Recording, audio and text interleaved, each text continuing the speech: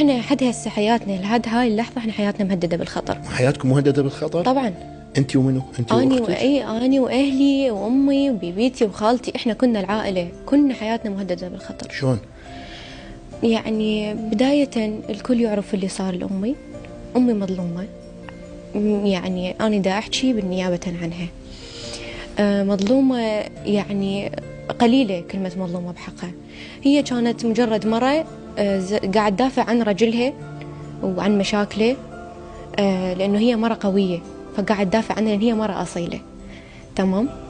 هاي التدخلات وصلتها إنه واحد اتصل بيها مكالمة هاتفية. اكو المكالمة الهاتفية مقصوصة والشخص هو اللي منزلها مو أمي. شنو الشيء المحذوف من المكالمة؟ المحذوف انه هو اتصل بيها قاعد يهددها بالقتل، يهددني ويقولها انه اني اذيك انت وبنتك واهلك اذا ما اجتني كذا مبلغ، اذا ما اجاني كذا مبلغ. فاي كامرأة عراقية او اي امرأة ثانية ما عندها غير لسانها تحكي بيه.